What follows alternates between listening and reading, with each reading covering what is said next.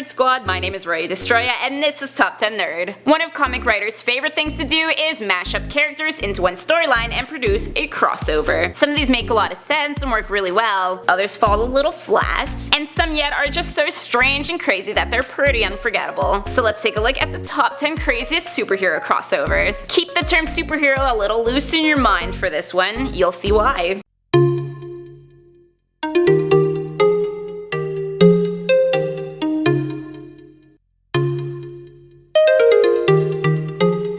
In the number 10 spot, we got Kiss and Dr. Doom. Kiss vs. Dr. Doom has the rock band taking on the big bad villain, and it takes shock rock to a whole new level. And I'm not sure if that's good, but one thing is certain, you can't really look away. Whether it's Gene Simmons complaining about his dad wanting him to take up accounting, or the fact that most of the characters seem totally indifferent to the band, other than Invisible Woman's dislike, it will certainly keep you rocking and rolling all night. Maybe not in a good way. Coming in at number 9 is Sonic and Spawn. Sonic's Super Special included all of our old Sega favorites. We've got the Blue Hedgehog himself, we've got Knuckles, we got Tails, we got Spawn. Wait, something is not right. Yes, Sonic and Spawn in the same pages. However, fans were extremely disappointed that Spawn was on about one page of the whole thing. But have no fear, familiar faces like Shadowhawk and the Max made appearances too, all equally as out of place in the Sonic universe as Spawn. Next at number 8 we have Scooby-Doo Team-Up. This was actually a whole series of different mashups, each more insane than the last. The beloved dog detective teams up with the Teen Titans, Batman, Wonder Woman, and even has a doggy date with Ace the Bat Hound. At least that one makes some sense. To be honest, although they seem odd, they were actually pretty well received, and they kept it kid-friendly too. Although I think it'd be interesting to see Scooby become a Black Lantern or something. I like evil things, sue me. In the number 7 spot is Tarzan and Predator. This unlikely mashup happens in Dark Horse's Tarzan vs. Predator at the Earth's core. When Predator takes up residence in the land of Pellucidar and begins a killing spree, he takes down their toughest warriors and strongest beasts, and it takes a man in furry underwear to travel to the core of the earth and stop him. Believable? Nope, not really. Do we care? Nope, not really. Coming in at number 6 is Superman and the QUIK Bunny. No, this wasn't promotional material at all. Nope. The Man of Steel and a rabbit who can turn milk into chocolate milk team up in the most epic of crossovers. In Superman Meets the QUIK Bunny, they take on the Weather Wizard and are able to defeat him because drinking Nesquik makes you super strong and your brain super smart.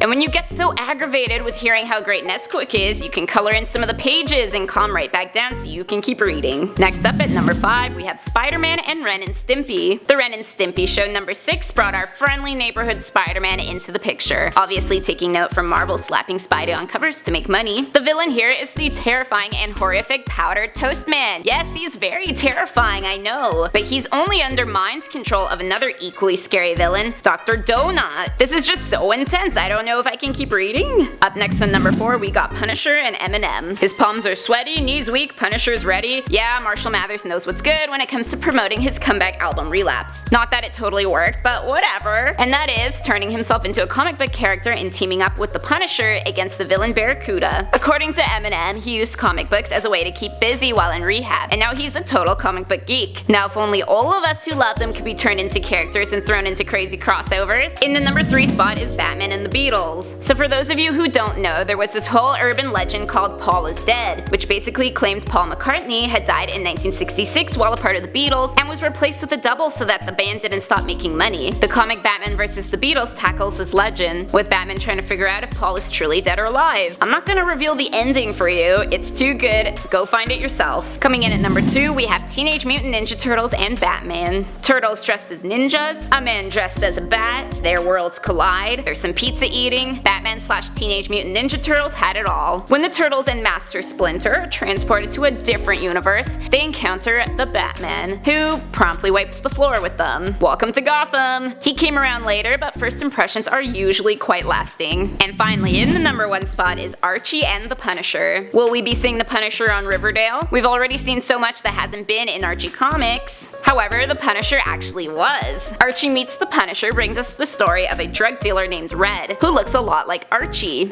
and the man hired to hunt him down, the Punisher. Punisher makes the common mistake of thinking Archie is Red, but once he realizes his fault, the two team up to track down Red and save an abducted Veronica. It kinda is starting to sound like an episode of Riverdale, less incest though. So those were the top 10 craziest superhero crossovers. Let me know in the comment section down below what your favorite crossover has been. My name is Roy Destroya, thanks for watching, don't forget to subscribe so you never miss another nerdy list.